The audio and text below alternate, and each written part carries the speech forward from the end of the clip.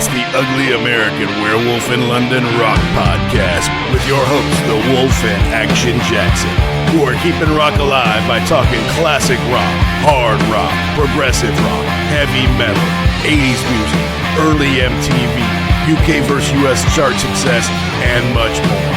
This is the home of classic album and live concert reviews and your place for interviews with artists and legends. You're rocking with the Wolf.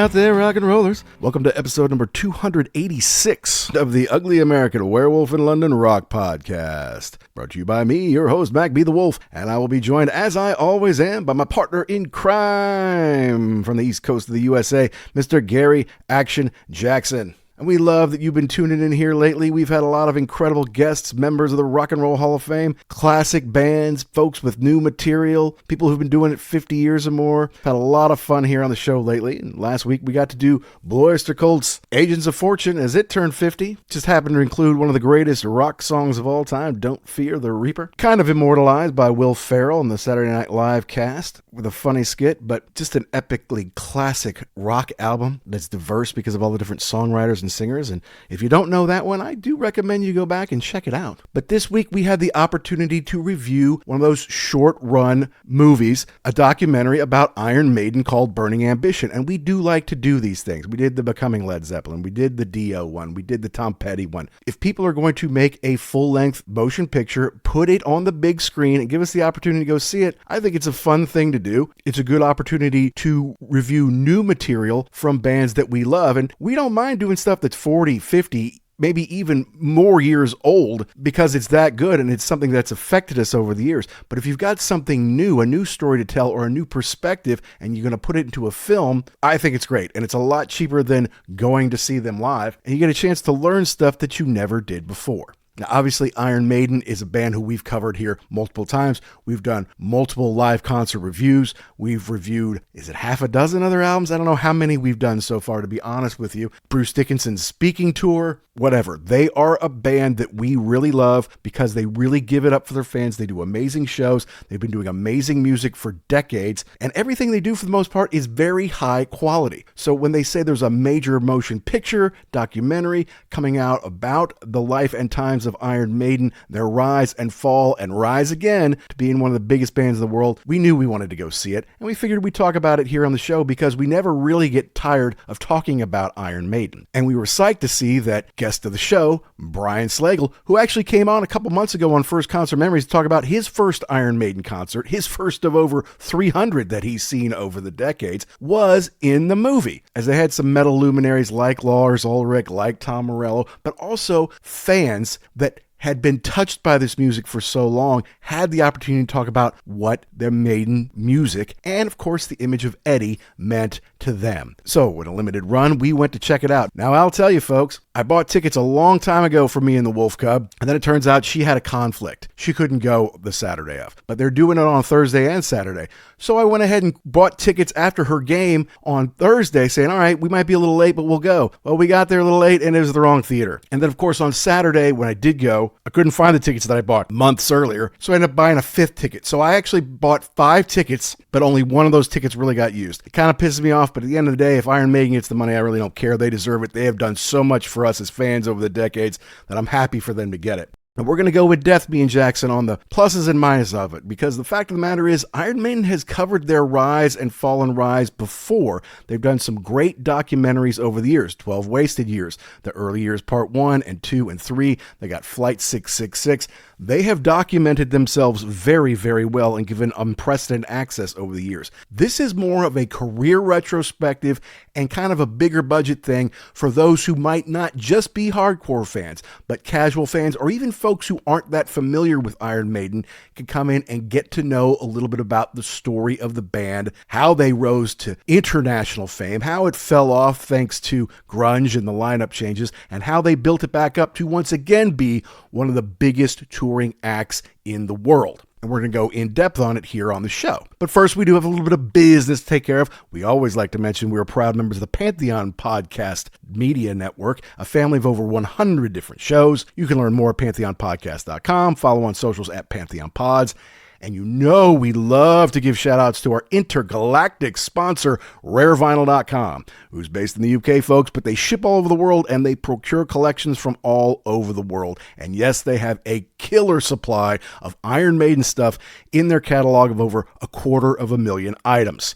So whether you're looking for Japanese CDs or picture discs or original prints or singles or posters or magazines, whatever it is, go to rarevinyl.com and then use the code UGLY, UGLY, to save 10% at checkout on your entire order. Not just one item in the basket, but everything in the basket is 10% off. So visit rarevinyl.com, use the code UGLY, save 10%. Your record collection will thank you.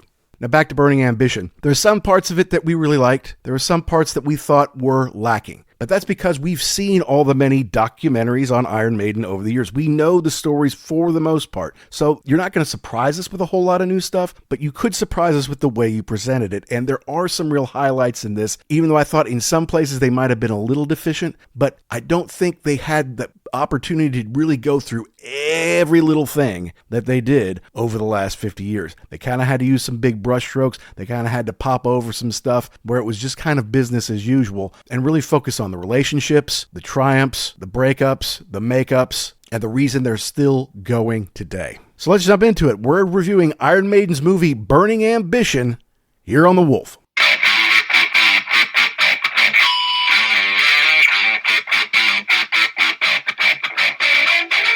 All right, Jackson. So today we're going to review Burning Ambition, the full-length, I would say high-end, highly produced documentary that was available only in theaters for a couple of days here in May. And we like doing these. I mean, we've done several of these at this point, right?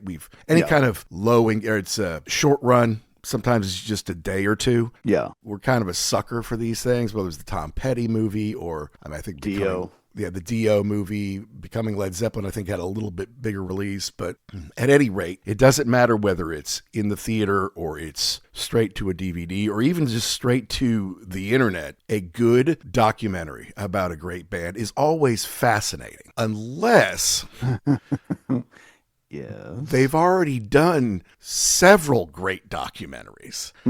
And the new one doesn't provide that much new information for the hardcore fans. And, they had some great guest stars, some very high profile people in there. It was a bigger, quote unquote, Hollywood type production. Yeah. And they had some cool things, which we're going to go into on it. But I feel like there wasn't a ton of new information. Are you with me on that? Yes. Yeah, this was not something that would tell you all about the minutia of the records and what was going on as far as that goes. This was more of a love letter to the fans. Yeah. And how they interact and how this band in particular provides a community for these people who are they feel like they're misfits. Right. In regular life, and they found a common place here. There was somebody there. I don't think it was anybody famous. It was just somebody who was a fan saying, anytime I'm out, and we've heard this from other bands too. And I see somebody in an Iron Maiden shirt. It might have actually been Tom Morello. It was Morello, yeah. Yeah, I throw him the devil horns, and it's just kind of that 2 or 3 seconds, and I do that too in life. You see somebody with a Maiden shirt, you're like, yeah, come on. You know what's going on. Absolutely. Except for there was one time I was all bent out of shape. I saw this one dude out, and I was like, oh, hey, Maiden, cool. He's like, oh, I borrowed this shirt from my brother. And I'm like, well, all right. Don't be wearing that around if you don't know what's going on. Take it off then, dude. Well, because you're going to get into conversations that you can't handle. People are going to want to talk to you about the band, and if you don't know anything about it, you're going to feel very strange quickly. Yeah, exactly. It's just funny, and you could be anywhere in the world. It's great. Correct. I remember walking through, even obviously when we were in, say, Amsterdam or Antwerp or Stockholm to go see Iron Maiden, there's going to be people out with Maiden shirts, and you're going to throw it up all day long. Right. But any other time, like I was in Spain, not there for an Iron Maiden show, just there for vacation, and some kid walks by or a dude walks by in an Iron Maiden shirt, yeah, of course you flip it up like Maiden. Yeah, hell yeah. Yeah, being one of my very favorite bands ever and about the best live band ever, especially live bands that are still going today. I won't miss anything they do. And obviously, if Rod and Harry are going to be in charge of it, it's going to be quality. Yeah. The one thing I didn't like right off the bat was the fact that they weren't actually in it in the present day. And I know there was a comment about how, well, we're old and wrinkly. Nobody wants to see us. But I don't care. That's fine. They could have been on the screen. And it was a little bit disconcerting because they had to keep saying who the voice was, voice of Bruce, voice of Steve. Right. And I was like, I would have been okay with seeing them now. I mean, they're still on tour. They're still out there doing it. It would have been fine. Yeah. No, I hear you. I mean, even, Dennis Stratton, I mean, he doesn't look so bad. And he got to go to the premiere. I mean, they basically had everybody who had been in the band who was still alive, basically, got to go to at least one of the premieres. And, Nico was, of course, all into it. By the way, Nico has written a book called Hello, Boys and Girls, which comes out this October, which should be fascinating. I can't wait to read that. But the fact of the matter is, Iron Maiden has taken care of their fans so well over the years through the various documentaries. You had the 12 Wasted Years video, which came out in 87. We didn't really watch it till about 93 or so, maybe 94, something like that.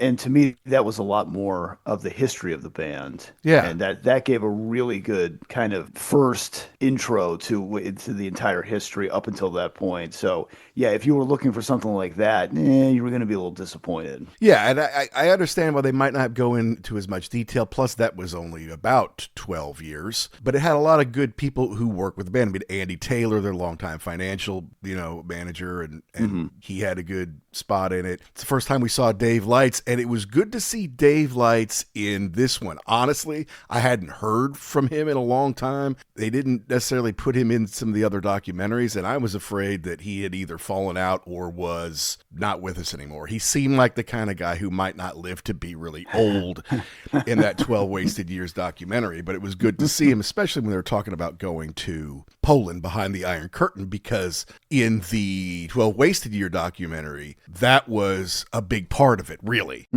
Talking about going behind the Iron Curtain when no one else did. And they spent good time on it here. Yeah. They didn't go into great depth of, it was just kind of like, yeah, Steve was from the East End of London. He was a hard worker. He paved roads, but he always had this, incredible work ethic and vision. And it was, you get on Steve's boat or you're going to get thrown off.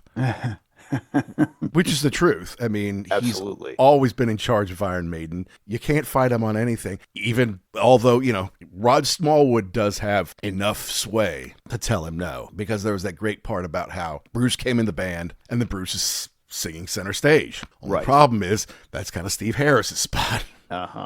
So, they're about to go to blows. And I guess Steve came off one night saying, that's it. He's out. And Rod's like, no, he isn't. You got to work this out because he's a badass. He has upgraded our game. And so we're going to figure this out kind of thing. But I thought it was disappointing. They just didn't really say much about how any of them grew up. I mean, wouldn't you be fascinated to understand Bruce Dickinson's education, given all that he does and all the lyrics and stuff that he comes up with? Or they never talk about any of their parents, really, or what it was like growing up. It wasn't like going way back. It was basically like, started as teenagers and it blew up from there. Yeah. I know there's a lot of ground to cover, but still, this is the kind of stuff you want to know. Yeah. Well, and that's the hard part about making a documentary, because there are so many ways that you could go. I mean, you could have gotten into the making of every single album, and it could have been, 10 hours long. Yeah. But, not that many people are going to sit through it. So, but you're right. That would have been kind of nice to know, because it gives you a foundation for how you make the choices that you do to become an adult. And the fact that there are so many bands that start off, there are so many people that want to be in this business. And, the pyramid gets so small at the top. They're still going today. They're still putting out new records. They're still touring. They're still providing this service to the fans. It takes such a special person to do that. It would be very interesting to know more about his life. I mean, you and I did go to the Bruce Dickinson speaking tour a Right. couple of years ago, and that kind of he gave some background onto when he was a kid growing up, and so that was kind of cool. But yeah, nothing about that in this movie. And nothing on Steve Harris. Right. Kind of remains a bit of a mystery, yet he's the man, And that's all that always, and that really struck me in that 12 Wasted Years, because I had never really, I mean, I knew who Steve Harris was, as part of the band, but just this guy, oh, hello. That pint to beer, please. Yeah, exactly. He's not, you would expect that a guy who is this famous in this line of work would be like, this is the greatest band that ever lived. And, we don't take shit from anybody, and I'll kick your ass if you even look. And he's just like, oh, yes, hello. Yeah.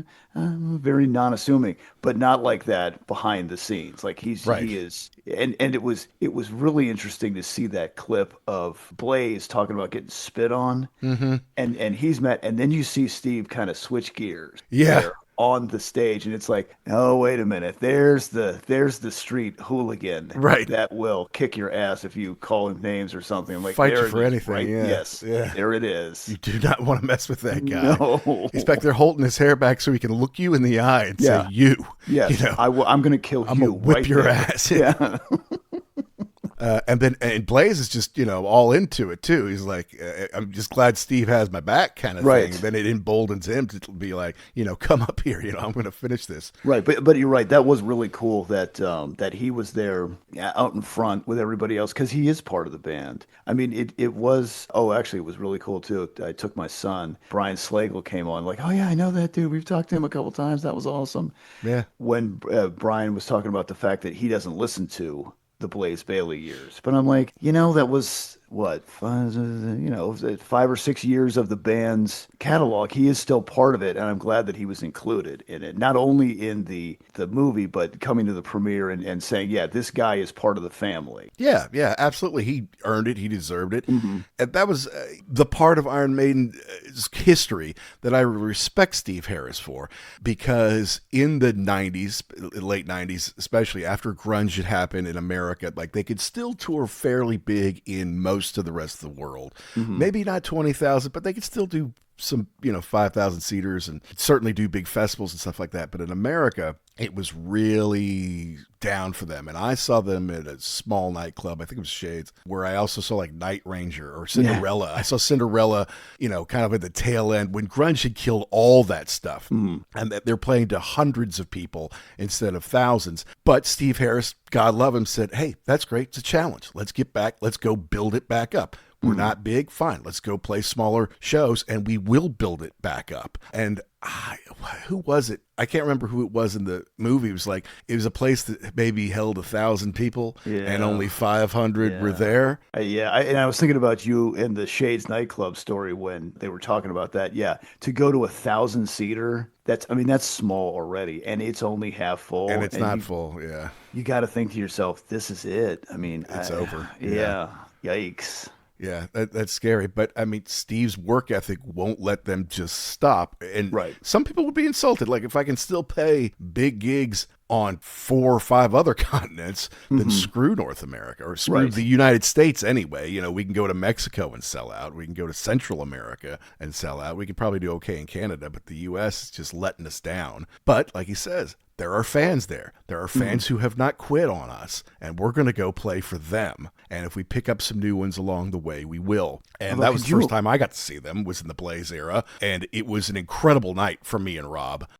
Being at that show, it was amazing, even though we're in a very small place. They don't have the right lead singer. They're playing some songs that I'm not that familiar with, and it's still fantastic. It's still Iron Maiden. It's still Steve Harris up there, and Nico and Davey doing their thing, even though there's this Yannick guy and Blaze who was, I remember, I think I had to go to the eye doctor or something the next day. My dad had to take me. He has no familiarity with Iron Maiden whatsoever. He goes, well, how was it? I'm like, well, they used to have this lead singer who was kind of ugly, and then they got a new guy who's way uglier than him. And it was just a blast.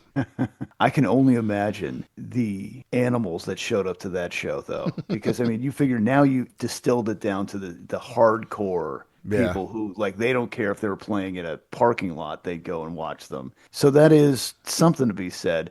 But yeah, that's got to be tough for Blaze to come in there. I mean, you've got this excitement about being there. You got these songs that you've written, and it's just a huge letdown for everybody. And then they kind of want to blame you. That's the part that really sucks. It's like, hey, you're lucky I'm here, because if it wasn't for me, this wouldn't be going on at all. You suck, we go back home. We want the other guy. Other guy's not here. Shut up. Yeah. And so it's just it has to be tough, and it's got to be tough for somebody like the one I really want to talk to you about this is Dave Murray, because it's like, come on, Dave, sit down here and tell me, like, you had to just think, what are we doing? Why are we playing this? Why are we playing this little tiny club in a giant country that we rode on a bus now 13 hours to play a 500-seater? Yeah. Come on. Rough. Yeah, I know. Yeah. But And the other thing that I hadn't seen before either in that period of time was Nico's just absolute hate for Bruce, knowing that he was leaving. He's like, you're a piece of shit because you're on your way out. You're kind of just phoning this in. Right. These shows that these people have paid for, and you're just contractually obligated to do this. You're a fraud right now. And I'm like, oh, okay. I'd never seen Nico like that mad at a situation. He's usually Mr. Boys and girls. Everything's right. fine. Yeah. Yeah. No, everything's great. Yeah, let's have a pint. We'll work it all out. Yeah, kind of thing. And also, Bruce talking about almost coming to blows with Steve. This happens with highly motivated people, type A personalities, those who go out and work their tails off, those who have big ideas, they clash. Mm-hmm. And through those clashes come good stuff. And the X Factor and Virtual 11 had maybe a couple highlights in their songs that Bruce did eventually play once he was back in the band. Yeah. But they didn't have a ton of them. And they're also in this era, this grunge era, which of course you and I didn't like, still don't like personally. So they're trying to still be Iron Maiden and fit into that. And you could see in the pictures, like suddenly they're wearing all black leather, black leather jackets, black leather pants, black shirts. You can't just be fun Iron Maiden anymore. You have to be, this kind of dark, deep, dark thing. And some of their songs are that, but that's not the whole thing. But they just kind of kept going. I mean, I think I've said this before, between Steve Harris and Rod Smallwood, that's the winning management combination there, really. Right. Yeah. Just pushing this forward all these decades. Once they found each other, they got locked in together, and he always did it right. I mean, he said in that 12 Wasted Years documentary, when we give you money, you're not going to owe taxes on it, right? So, because that can screw a lot of people up. Like, we give you $1 million. Oh, but by the way, $800,000 is owed in taxes. It's already gone. And that's up to you to pay that. And then they don't pay it, and they buy houses and cars and stuff like that. And all of a sudden, you owe $800,000. Well, I only have 100. Well, then you're screwed, kind of thing.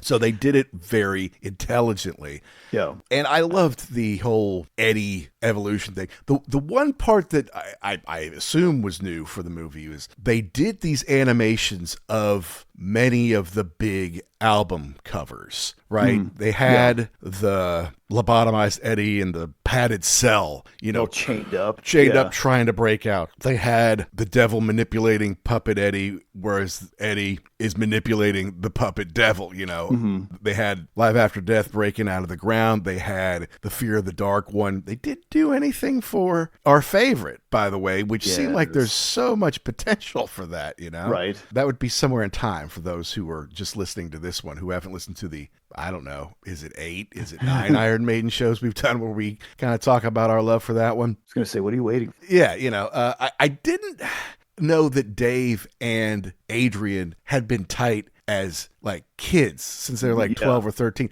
They never really mentioned that in the other documentaries. Like, well, that's a new twist. All I knew is, Dave had signed up early to Iron Maiden, and then Adrian was an Urchin, I think was the name of his band. He had that song "She's a Roller," where he was a singer and the guitar player, and obviously could write songs, still can. Because he's been out recently with Richie Kotzen on their Smith Kotzen tour. By the way, Julia Lodge, Richie's wife and bassist in that band and bassist in Vixen, seems like the happiest girl on the whole planet. Like, you never see her without a great big smile on her face, whether she's backstage, whether they're at home sending pictures on Instagram or whatever. I mean, just seems like the happiest, like, Brazilian girl in the whole world.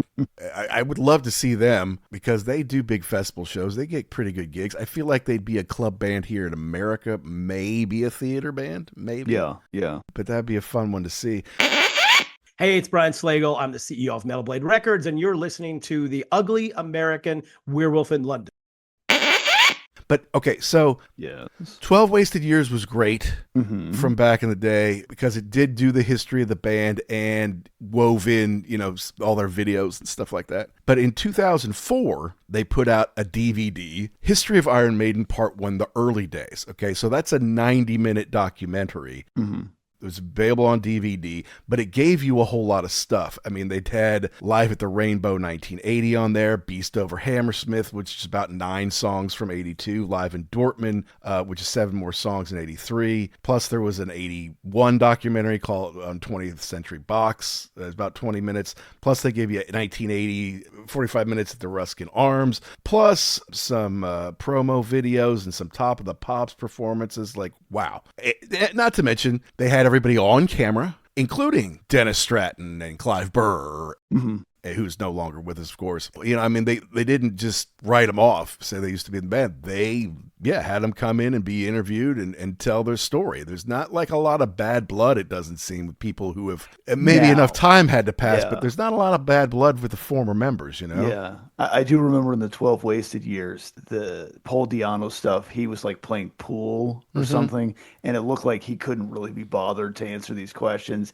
So at that point in time, he definitely seemed like, whatever, I was in the band. What else you want to know? And they did mention in this one about how, let's see, what was he? Yes, they said that he liked to piss it up, and he was a very naughty boy. And it was just like, he was just a dude who liked to sing heavy metal music and then go out and get shitty drunk every night and maybe get in a fight, Yeah, and that's cool until it's like, okay, we want this to be something bigger. We want this to be something professional. You can't show up hungover or don't show up at all and then not being able to sing. I think that was the big thing is, he'd show up and it's like, well, Yeah, he's in voice rough is a shape little shot today. Yeah, and you can't do that to Steve Harris. I mean, he won't let you get away with that. And some people don't have that ambition to be a worldwide superstar. Some people can't handle it. More bands break up once they get famous or get bigger than they do, on the way up. And Di'Anno just wasn't built for that, and Bruce Dickinson was and is. Even though there was a point in there where we've heard this before, he was going to lose his mind. He was going to jump off the bridge, because it was just nonstop. It never stopped, these giant tours. And he's like, I'm a human being. You can't treat me like this. Yeah. And the World Slavery Tour was intense, dude. I can't remember the numbers now, but I think we looked at that one time. It was like 200 and something. Something like that. Yeah. Yeah. And it's like, Jesus, now it's awesome because they had that ambition and Rod had the ability to go book all around the world, right? So and we'll come back to that, but they did just have like Paul and Clive Burr and Dennis Stratton in that part when they also had like Doug Sampson and Ron Matthews and people who were there, before the band recorded really, certainly their first album, but even maybe before some of the Soundhouse tapes and stuff like that. So it was a fantastic DVD. They gave you maybe 4.5 or 5 hours worth of stuff on there. Great collector's item. And then part 2 came was on the Live After Death DVD release of 2008, because I guess it had been on Laserdisc, but they hadn't given it a proper DVD release yet. And then the third installment was in the 2013 release of the Maiden England DVD. So they weren't their own releases, but they were included on other things. And I feel like the third one you could easily watch on the internet, because I feel like the quality and maybe even the length kind of went down over time a little bit. But the fact of the matter is, from 12 Wasted Years and from all three of those, well, you really got it, except for maybe not the last 15 years or so. And they didn't gloss over that necessarily, but it wasn't something they went into great depth on. It's like by the time they got to the point of Brave New World with Bruce and Adrian getting back into the band, then time kind of sped up. They didn't really go into any of the albums in depth, really. Yeah. They went into stuff like Bruce has throat cancer, and then Nico had a stroke, and we need to get someone else in there. But really, it was like that was the tough part, was getting everybody back together, and then they go back to the top again, which is kind of amazing. That generally doesn't happen. It just doesn't happen. Once you're gone, you're kind of gone. You can go on like whatever it is, a metal tour or an 80s tour or something like that. You can't go back to being one of the biggest bands in the world, but because the material is there, because the management has never left them, because Steve still has the vision and the work ethic, they were able to go back to the top, playing stadiums again. That was to me, and I knew that, in the back of my mind, but to see that again, the fact that they come back, they put out Brave New World, there's a couple of tracks on there, then they go right into Rock in Rio. I mean, they were back instantaneously. It was like everybody was just waiting. They're like, if you will just do this, we will show up again. Everybody's just waiting for this. And I understand, like, around that same time, Halford came back to Priest. Right. And that was kind of a big deal, but not like this. Nope. Not like this. Sorry, fellas. Not even close. I love Priest, and I got to see them in the front row when KK was still in the band. Okay. When Halford had come back, I'm like, oh man, this is so cool. I don't know if I could take Iron Maiden in the first row, to be honest with you. I mean, you want to be a little further away from the stage these days. Right. Especially with the new video material. Yeah, you don't want to be up front there. Plus, what am I going to look at his feet the whole time? This is great. Yeah. Well, and by the way, they didn't put any of that in the documentary. They didn't show you any of the graphics or any of the videos really from the new tour. show. And Correct. part of that is because they haven't come to America yet, Yeah. right? And they're coming this summer. We're going to see them at least once, possibly twice. Can't wait, of course, even though I'm sure it's the exact same thing we saw in Europe. I don't care. Shut doesn't up. matter. I can't wait. I just saw they just posted something for that the other day. Just, hey, North America, that show we're going to in Charlotte sold out. Yep. So it's a shed. How can you sell out the lawn? You can always squeeze 4 more people onto the lawn, right? No, you can't. You can't sell anymore. And I think people have kind of woken up. Look, Iron Maiden is authentic. They're the real deal. Not only from the music they've played over the years, but the shows they deliver and the way they keep upping the game for the fans. But until Nico had the stroke and had to go ahead and back out, they'd had the exact same lineup for 25 years. And it's not the first 25 years, right? This is after they'd had the huge ups, the downs, and now we're building back up. Same 6 guys for 25 years. Yeah. It doesn't happen that way anymore. I mean, it just doesn't. You go see, I don't care who it is, you go see Foreigner, there's nobody from original Foreigner in Foreigner. You go see Skinner, there's nobody from original Skinner, right? There's one person in, whatever. So to have all the heyday guys still there, I mean, until very recently. And now, look, everybody loses a drummer eventually. It's too physically difficult if you're going to get into your 70s. And that's the only reason he's not there. The only reason is because he physically is not able to do it. The That's right. desire is still there. He's still part of the band. So, yeah, I really wonder if they do any more new material, will he be included on it? I bet he is. That would be cool. And maybe not every single drum beat on every single song. Maybe let Simon do, some stuff. Like you said, a younger bloke, got to get him in there. I love that a younger bloke is in his 60s now. But, like I saw Eric Singer's birthday was yesterday. I think he's 62. I'm like, dude, even your replacements in Kiss are ready for like Social Security now. They're the young guys, right? I did like that scene where Nico called Steve all panicked. He's like, I can't do this. The part, it was in the Trooper or something. And Steve was like, just play it straight then. Don't put that other stuff in there. And Don't he's put like, the flares in, yeah. Yeah, he's, oh yeah, why didn't I think of that? Just, it goes back to what you were saying. It's that vision of there is no quit. if something is wrong, just fix it or just go around it or something. Saying we're not going to do this is not an option. It really isn't. They've built it too big.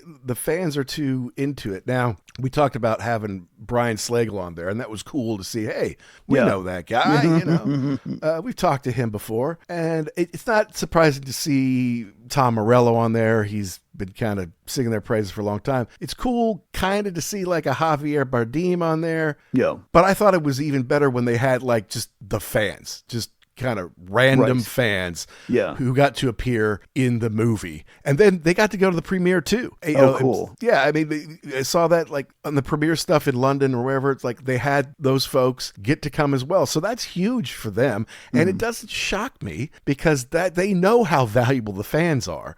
Right. I've been into fan clubs of several bands, some of the biggest in the world.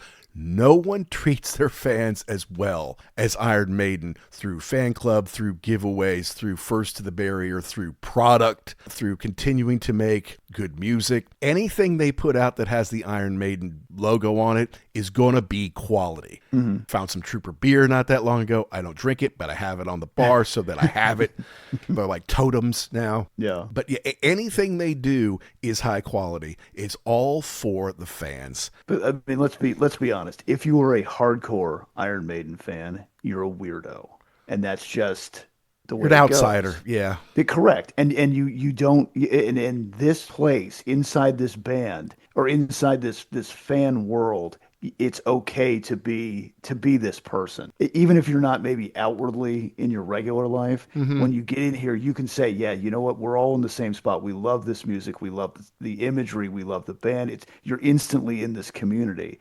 And I'm pretty sure I've told this story before, but when I was going to get married, I had to go and get a blood test. Oh, right. Because Massachusetts is in the dark ages. Yeah. So we had to go to like the free clinic in San Antonio, which woo-ha.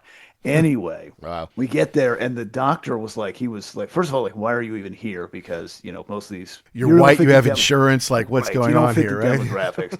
I'm like, well, I explained the whole thing. He's like, well, do you have any more questions for me? I'm like, yeah, doc. What's with the Iron Maiden coffee cup? And he's like, oh, yeah, you saw that, didn't you? I'm like, I absolutely did. So it's that thing of like, I'm a doctor, I'm a professional, but I've got this other side to me, and I really love that music. And we probably talked everybody else was mad, probably 20 minutes just shooting the shit about that. Breeze. But it wasn't even like it was off to the side. It was kind of turned, but I know that font. I knew what it was. And so that's the whole thing, is that community deal of, it's kind of like a safe space to say, yeah, I love this music. I love everything about it. I love turning it up to 1,000 decibels in my car and just letting go. And yeah, there are a lot of people that don't have either family life or work life. You don't have that. And here's where you can come and be all together. And I really saw that the first time I went to those shows. Yeah. Like, wow, everybody is here. Everybody's got the shirt on. Everybody knows I belong. Everybody's cool here. It's just it's your world or your community. And we went to your first show in Amsterdam. Uh-huh. And I'm like, all right, so you saw him. You checked the box. You want to go home? Like, no, we're going to Antwerp in 2 days, and I can't wait. It's like, as soon as you get a taste, you want more, Correct. Yeah. Correct. No, and Javier made the point. I'm like, why do they have the handsome Spaniard Oscar winner arms? Because, no offense to Brian and some of the other people, like, you look like Iron Maiden fans. Correct. Whereas he doesn't, right? Yeah. But he's like, especially when you're at the show, you're part of a community. And we do look out for each other. And like we were making friends with the guys from Atlanta, at the Antwerp show, and high-fiving and stuff like that through the show. All of a sudden you've got your people there. You're all there for the same reason. I have a kind of a similar one as your doctor's story. Is I was working for this startup and working remotely, and I had to do presentations over the internet. And I was talking to a guy down in South America, and it was a pretty good contract. So I had our CEO kind of jump in on the video call, because the guy had some questions that maybe, going across national territories, I didn't maybe have all the answers necessarily. But usually you didn't see us. Like you would see our product on the screen, but you would never see us personally. So we kind of turned it into a bit of a video call. And because I didn't have to ever look like I'm working at home, and I didn't have to look like a professional. I had a beard, and on that day, I had an Iron Maiden t-shirt on. And so then we're talking to each other, and the CEO's like, okay, like he's kind of trying to diss me a little bit. He's like, okay, well, believe it or not, that's a highly paid executive wearing that Iron Maiden t-shirt, but the guy was from South America. He's like, oh yeah, man, I love Maiden. Every time they come here, I bring my father, I bring my kids. I can't wait. So I throw him the horns, and he throws them right back on the video conference. Someone I'd never really met before, thousands of miles away, don't speak the same language. English is his second language. And suddenly we have a bond that the CEO just didn't get. Sorry, you're such a square, man. We don't even need you on this conference call. We don't, dude. It's a community, an instant community. I'll tell you another one, man. There's this diner that we used to always go to after big nights out. In fact, I went there after I saw the Stones the last time they were in Louisville. And we weren't the only ones who went to the show because somebody got to the jukebox and started playing Can't Get No Satisfaction. But there's a dude, like a short order cook who worked there, must have been 6'6", 400 pounds. It was 350 if he was 1 pound, okay? Every time you go in there, he's got an Iron Maiden shirt on. Every single time. Like he only owns Iron Maiden t-shirts. And one day I saw him catching the bus, because it's kind of a late night place, at least it was for us. It was a 24-hour diner, but I mean, we really only went when the sun was down. And I would see him at the bus, and I would call up my buddies like, oh, I saw Iron Maiden, man, today. Because he always has like the triple XL, whatever it was. And it was like, I can't remember which tour it was, but like he had the new one. He had the new one like a week after it came out. Like Iron Maiden was that big to him that not only does it's the only thing he wears, but as soon as they have new stuff, he is on it, man. That's his shopping season, right? But that's because they give so much to the fans. The songs are so well put together. The shows are so huge, and all the products they ever give you are so high end that it breeds that kind of love and devotion from people. And I mean, I doubt we see something like that again in our lifetimes from a band that came out, I don't know, certainly not in the 90s or later, in my opinion. I mean, people love Oasis. Yeah. And they love like the Adidas gear and stuff like that. But, is all the stuff like Iron Maiden? I don't think so. Like, I'm trying to think of who is the longest running grunge band. And it has to be Pearl Jam. I mean, they're still out there doing it. Yeah. They still have pretty much the same lineup. But I mean, they don't have the only Pearl Jam stuff I ever see is like the original, in like somebody's got a retro shirt on or something like that. But yeah, there are thousands of Iron Maiden t-shirts, different iterations. I mean, even when we were at the last show, you need another Iron Maiden t-shirt, like you need a hole in the head. And you're like, oh man, that Ancient Mariner one is so cool. It's amazing. I gotta have it. I easily have more Iron Maiden t-shirts than I have of any other band. And that includes the Stones, which goes way back because they're so well designed. Now, I love the way they did kind of give Eddie his props, and that Eddie is timeless. Yeah, and it's a genius move, too, because none of these dudes want to be front and center on the album cover. So you have this idea, this being, this thing that can constantly evolve, but still kind of be the same thing. And it's something that everybody rallies around, and you want to see what the next iteration of the character is. That's right. You can't wait to see what Eddie's going to look like on the album cover, what he might look like on the singles covers. A lot of credit to Derek Riggs on that. He wasn't the only one who made Eddie, and guest of the show Hugh Syme did one. Probably my least favorite, but still, well, second to least maybe. I thought Dance of Death kind of sucked. Just computerized. That was not a good one. The Virtual 11 wasn't that great either. Hugh did the X Factor, right? The X Factor, which was not animated at all. It was a physical, like doll clay kind of thing. Yeah. And at first I didn't like it. I've come to have a greater appreciation of it, but it's still not. It's not Iron Maiden, man. Yeah, and I think that the first one that they branched off was Fear of the Dark. I don't think Derek did that one, but the classic Eddie is all Derek Riggs. That's right. And just iconic worldwide. In retrospect, it's so smart to do. I don't think they really put that much thought into it. I mean, when they saw Derek had that kind of the first cover had that Eddie looking dude, and Rod Smallwood was like, that's it. That's the one that we want. I don't think it was like, okay, this will be great because we can evolve him over the years and we don't have to put the band on the front. And then if we change a member of the band, it doesn't matter because Eddie is the face of the band, not, what the guys look like. I don't think they put that much thought into it. In fact, it was just like a face that was on a sign behind the drummer. It said Iron Maiden, then it had this face, and they just kind of called him Ed the Head. And then eventually they had a guy dress up like a tall guy, and he would come out and dance around depending on the thing. Now you can't wait to see Eddie, right? Or which Eddie. And there's a couple Eddies. They always bring you a new one for every tour. It's awesome. Yeah, and it seemed like things get better as time goes on, as far as like how you can put this together. But at the beginning, it seemed like it just kind of went like a Frankenstein deal. But now he comes out, especially the Killers one. He comes out with the axe and he looks at people he points to people in the audience. Oh, I'm going to kill you. Oh, an axe is for you. That's the best. But he was fighting Bruce at not the last one, but the first one that you went to. Yeah. That was Senjutsu and Somewhere in Time.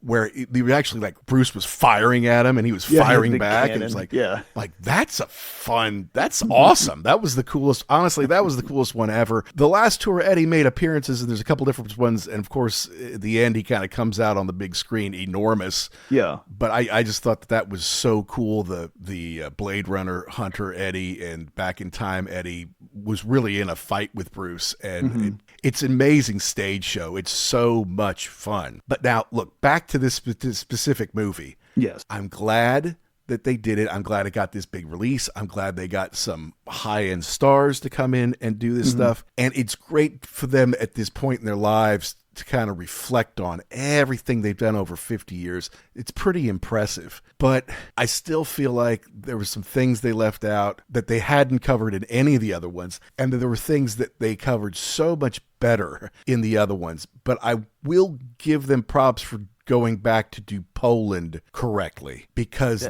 that was a huge deal for the people of Poland. Huge deal. And they even said, look, we didn't make money on that because they didn't have money. Right. There was this kind of closed off economy and society. We were lucky to be able to get the paperwork to go in there and play Poland while it was still behind the wall. But Steve's like, some things are more important than money. And my guess is he would write the check all over again today to pay for whatever that costs them. Right. To play for those folks and give them that release. They're hungering for freedom. They're hungering for rock music. They're hungering to be part of the bigger world. That's the thing I never really understood about communism. You're not allowed to leave and you're not allowed to get stuff in. It's like, how do you stop human desire like that? I mean, you just can't. Not forever. Right. And it didn't last forever. But when they go into depth and all that kind of stuff and showing the wedding that they played.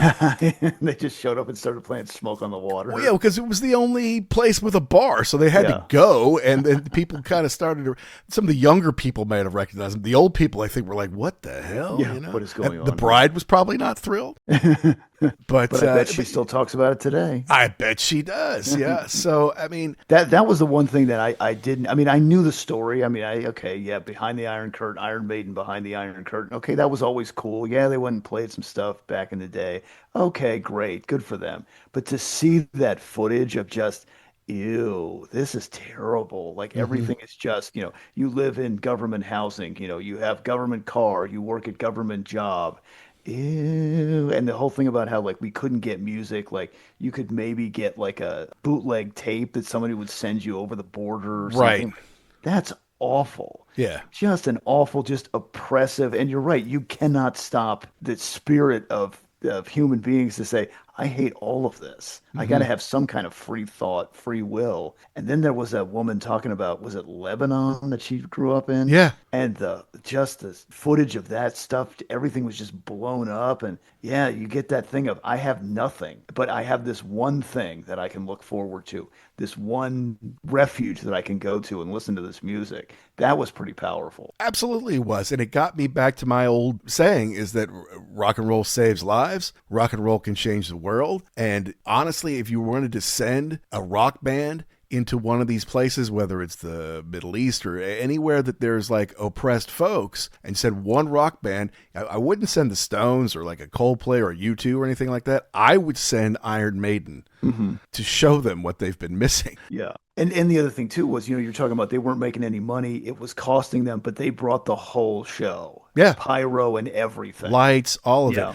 it. In the 12 Wasted Years, it was Dave Lights was telling the story about how some kids came backstage and they had to bring their own catering because there's no like catering companies in there. You have to bring everything. Yeah. And they gave them a Coke can. And they're marveling, oh my God, it's Coca-Cola. And so they cracked it open for them, and then they were like sad because it's like, I could take this Coke and, I could sell it for a week's wages, or I'd go home and show my father, look, Dad, it's Coca-Cola kind of thing. So after they drank them, they gave them some more, like unopened one, and they were like, oh my, it was like getting jeans in Russia, it was unbelievable. It's like, God, because we don't, especially you live in Georgia, it's hard to not have free. A Coke, right? It's easier to get them water, so you don't think about not having Coca-Cola, but there are people who do, and and Iron Maiden not only brought them rock and roll and an amazing show, he brought them Coca-Cola.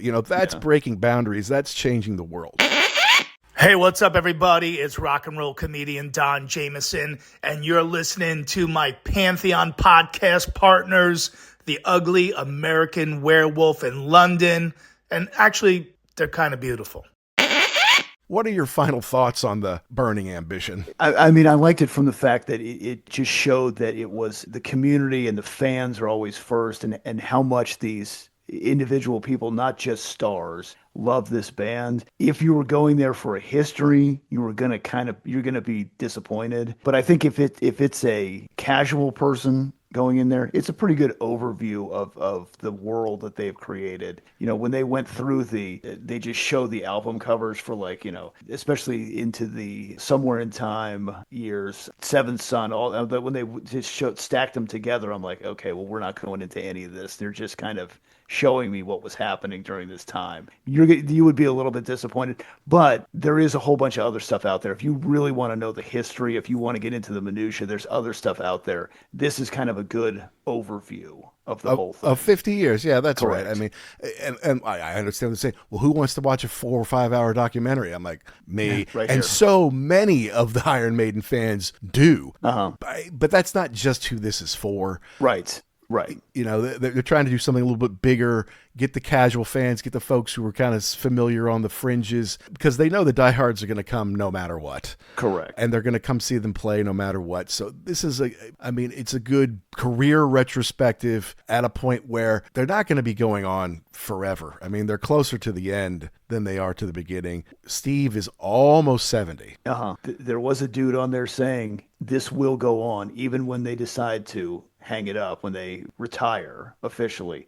This world will go on. These people will not let it die. That's for sure. And I won't. Yep. And look, I've indoctrinated the next generation, right? We took the Wolf Cub with us, and look, I would never, there's some bands I'm like, I will never miss them. Now it's like some of those bands have fallen off. If they come to my town, I will certainly go, but I won't travel for them anymore. Right. But for Iron Maiden, never ever miss another Iron Maiden tour. Just like I'm Rush. in the same boat with you. Never miss it. Never again. Correct. So look, as far as me though, overall movie, did I like it? I did. I'm like you. It's like it seemed like as soon as they got to Power Slave, they kind of hit the fast forward button. Right. Yeah. They did. And I understand there were no lineup changes right through there. That's once they got Nico in, the lineup was pretty solid. Correct. For, what was it, 5 or 6 years, they did an amazing run of albums that set them up for success for the rest of their career. But yeah, I mean, I know they were working hard. Tour your ass off, go record, tour your ass off, do a bunch of interviews, go record. It was, like Bruce said, it was a roller coaster that never came all the way down. It just kept going faster and faster. And then you would see them like at a photo shoot or whatever, and they're all like yawning or they're scratching the sand out of their eyes, like, yeah, this is starting to take a toll. But I don't know. I thought that they could have gone into more depth on Adrian leaving the band. I thought Bruce got his say in, so I I can't say that Bruce wasn't covered as far as doing his thing. It was interesting that it seemed like Bruce and Rod and Steve were all on the same page, because when they talked about Bruce coming back to the band, Steve and Rod basically said the exact same thing. It was like, well, his solo career hadn't worked out the way he had hoped. And then when Bruce is like, well, the last couple albums of the band, it hadn't worked out the way they had hoped. It was the exact same thing. So I'm like, yeah, you guys kind of got together on the PR side to, you know, to put on the brave face. It's very English kind of thing to do. Of course. But I did like that somebody threw in, I don't know who it was, maybe it was Nico again, talking about, like, you know, you're coming back to the band and that's cool, but what, I mean, could we run into that situation again where 2 or 3 years down the road, you're like, you know what, I don't think I want to do this anymore. So, like, you know, it's kind of like getting back together with the old girlfriend. Like, is this going to go the same way? And, you know, he brought Adrian back with him also, which was a huge deal because, I mean, and the whole, how are we going to do this with 3 guitarists? That was another cool thing too. I mean, I guess Yannick even said, hey, I'll step back. I'll leave. And they were like, no, you're part of this band. We're going with 3 guitars. Yep. And this is how it's happening. And not everyone can pull that off, but it basically came down to what we knew is that Bruce wants to play big shows again. Right. Because playing and so those, does Steve. Yeah, exactly. Well, who doesn't? Right. You know, why not? You know, bigger crowds gives you so much more energy. The paychecks are a lot better, even if you're splitting it 6 ways instead of 5. But 1/6 of a 15,000 person show is a lot better than 1/5 of a 500 person show. Right. So correct. So it all worked out. But yeah, I mean, we even heard that from Brian and from others when Bruce was at the tail end of his first run. If it's a big show, he's up. He's being Bruce Dickinson. He's running around. If it's a small show, he's like, yeah, I'm going to do something else. Yeah. I can be just as big without Iron Maiden. No, you cannot. And the music was a little different, but it's just interesting. On his first solo album, it was Yannick Gers was his guitar player. Yeah. And then Yannick takes Adrian's place, and then Bruce goes out and does his own thing. Because that was in between, though. Didn't he make that record while he was still technically in the band? The first one, yes. Yeah. And it was kind of like, hey, you know, I just want to branch out a little bit. No big deal. And then so Yannick was on there. And then, then it was like, you know what? I think I'm out of here. Yeah, I mean, it was a hell of a lot of work. Music had changed, although I didn't really want them to break up. And obviously Brian Slagle didn't want that either. But it's honestly, I feel like it's healthy sometimes for bands to take a break, to kind of try different things, and grunge kind of forced their hand in a way. Right. And Adrian had already left, so it was easy for Bruce to also do so. But then when people started to get their senses back, like, hey, grunge wasn't that cool. They're not singing about cool stuff. They don't look cool. Yeah. And now some of the biggest ones are dead. Can we go back to having fun again, please? And, you know, you get that thing, too, of, you know, I can make this on my own. I don't need these guys. You do. And, you know, maybe it was better for everybody to have that kind of rough spot to say, okay, you know, what we had before was pretty cool and special. Not like, oh, we can just get somebody else in to do this, or I can go off on my own and be just as successful. No, this right here, this is the secret sauce. That's right. Yeah. Works all around the world. And what's also great is once you've got time off, you can do a solo project, right? Right. Bruce went out. He toured with his band. He has recorded new tracks this year. Steve's been out with British Lion. Right. Adrian's out doing Smith Kotzen. You can do something besides Iron Maiden when the break is built in. Yeah, and all of that stuff now is all over the Iron Maiden website, all over the socials. So obviously it's a cool setup. Everybody knows, you know, yes, you can go and do this stuff. We'll promote it. You know, obviously the main band is your main focus, but if you want to go out when we're having a break, go right ahead. Yeah, and their dedication to the fans remains because they finally, after 20 years of eligibility, are finally being inducted into the Rock and Roll Hall of Fame. But they're not going to be there because they already have big dates scheduled. And they don't care. Yeah. And are they in Australia or something like that? I mean, it's not like if they were in Phoenix, they could maybe fly to the event and then fly back, but they're halfway around the world. And they're like, you know what? Thank you. We appreciate it. We've gotten some great awards and this is another one, but we're playing. We got gigs to do, and they're sold out, by the way. Oh, So of course they are.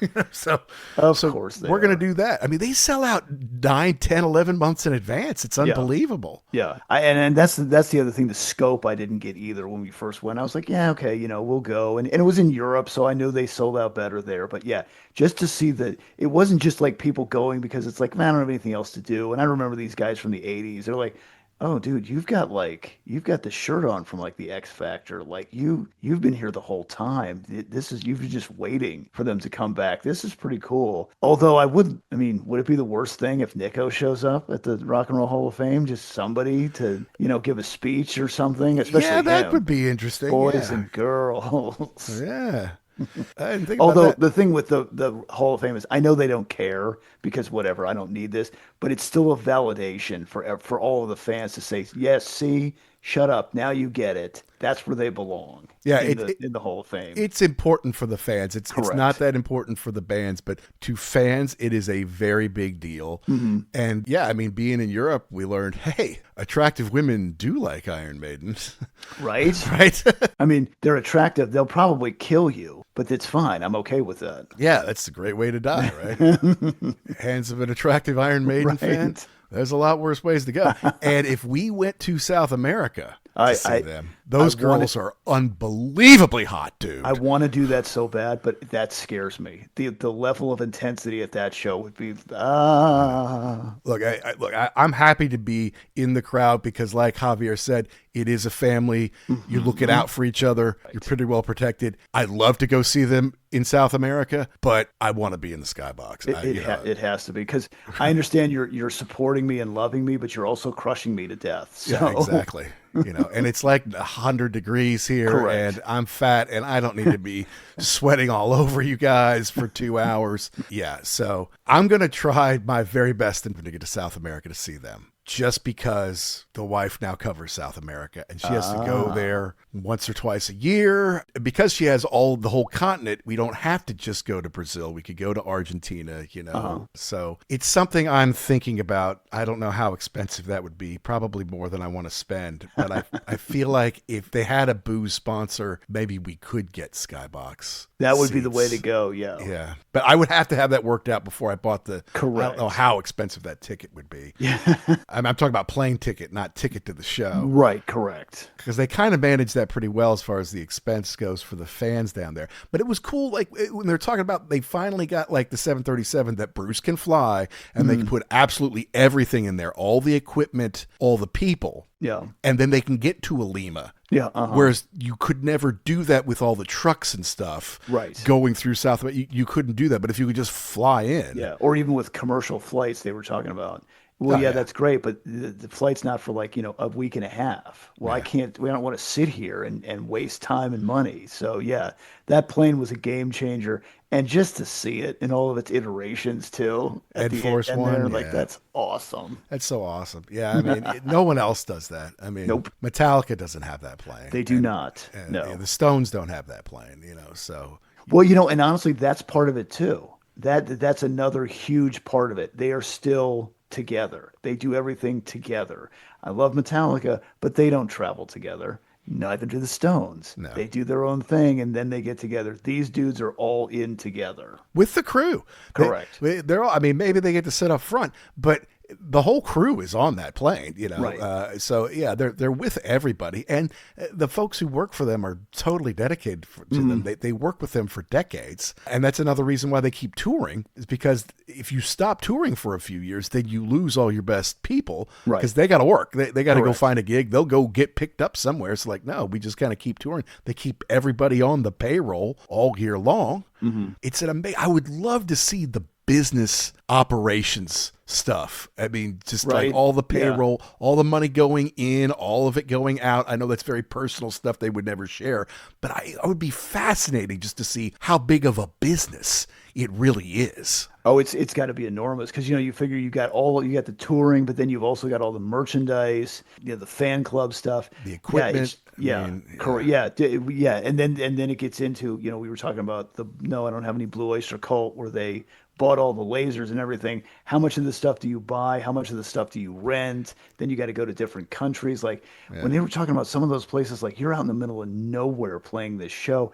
where do you get this stuff from? And is the power even going to work the whole time? And what kind of storage facility do you have Yeah. to keep all of this stuff? Like when they always talk about when Kiss goes to the warehouse, I'm like, to pull stuff, I'm like, how big is that warehouse? And what does that cost you to maintain? How many shows do you have to do just to maintain that thing? And people that you pay just to make sure that everybody knows where everything is. Yeah. Crazy. Yeah. So look, I'm glad they did it. Anything Iron Maiden, I'm going to go check out. Correct. And it was quality. It was a quality production. There's no doubt about it. Higher end than anything that they had done before. I think it's a reward for them, and for the folks who didn't know the stories that well, this is a great way to. Yeah. Kind of an intro to it. Yeah. Absolutely. Yeah.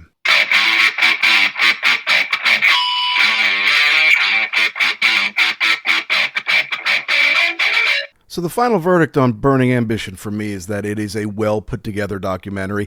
If you're a casual fan, I think you'll learn a lot. If you're a huge fan, you might not learn a whole lot, but I still think you'll really enjoy it because they do put in some cool animations with the different eddies on the different album covers over the years. There's some great insights from people in and out of the band over 50 years. And I'm always glad when a band that I love, that not everybody else does, gets a little more love, gets a little more press, maybe makes a few more fans or get people to understand there's this world out there that maybe you're not a part of, but it's really important to a lot of people.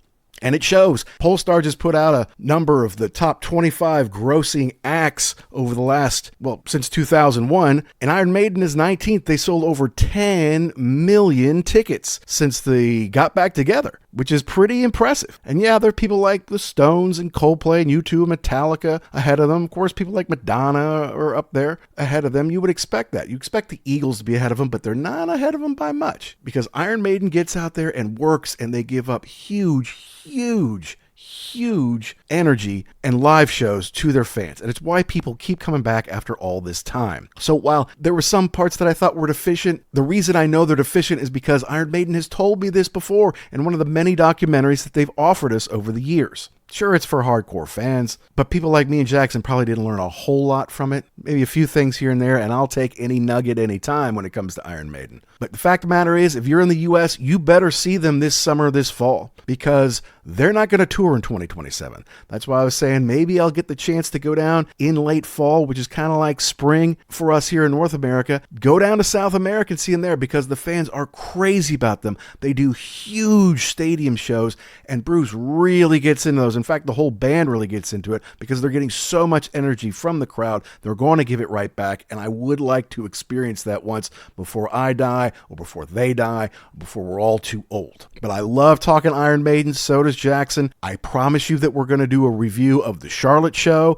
and if I happen to make it to South America to see them, you better believe that we're going to review that as well. It's rare that you find a band with talent, with longevity, with staying power, and with a dedication to the fans like Iron Maiden. It's part of what makes them so special. I understand if you don't like heavy metal music. And for some people, Eddie is just too scary. I think it's the most brilliant marketing ploy in the history of rock and roll. You have this guy that can change and iterate for every album, every single, every tour, and yet still be the same. It's always Eddie, it's always Iron Maiden, only he's in different places across the universe over millennia. He's always around, he's constant, he's Eddie, and that's kind of what Iron Maiden has been for the last 45, 50 years. Now that they're getting into their 70s, and they're going to take 2027 off, who knows exactly what the future holds for Iron Maiden. It could mean more lineup changes, it could mean fewer tour dates in the future, like they'll still tour, and they'll do huge gigs, but they won't necessarily go all over the world, or they won't necessarily tour for 6 or 8 months. Who knows?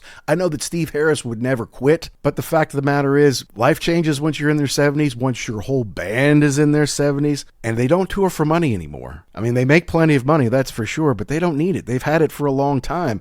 They do it because they love playing this music. They love playing to their fans, and the fans love them right back. You can't replace that with anything else. That's why Steve goes out with British Lion, and Adrian goes out with Smith Kotzen, and Bruce does his solo stuff, because you don't want to be away from it too long. you miss it. There's nothing else like it. And Iron Maiden has built themselves into one of the biggest touring acts in the world through hard work, through dedication, and through making sure everything they do is good for the fans. And we want to know, folks, did we get something right? Did we get something wrong? Did we miss the point? Did we leave out your favorite part? You got to email us and let us know. It's uglyamericanwerewolf@gmail.com. Let us know the bands, the albums, the tours, concerts, DVDs, books, the rock properties you want to hear us talk about here on the show. And we need you to download and subscribe wherever you get your shows. But if you really want to help us out, please go give us a 5-star review. Doesn't really matter where, although Spotify and Apple are the big ones. It just means the world to us. It helps us find more rock and rollers like you. And if you send it our way, we might just read it on an episode. Thanks as always to Pantheon Podcast for making us part of the family, and thanks to our sponsor, rarevinyl.com, where if you use the code UGLY, you can save 10% off one entire order. And yes, they have plenty of amazing Iron Maiden stuff in there. You could buy hundreds or thousands of dollars worth of stuff, and you could save 10% on all of it with the code UGLY. That is it for this week, folks. We've got some fun first concert memories coming up. We've got some fun album reviews coming up. And as we get in the summer, we'll get into some shows. We'll get into some interviews. And later this year, of course, we've got another Iron Maiden review coming your way. So you're going to have to stay tuned.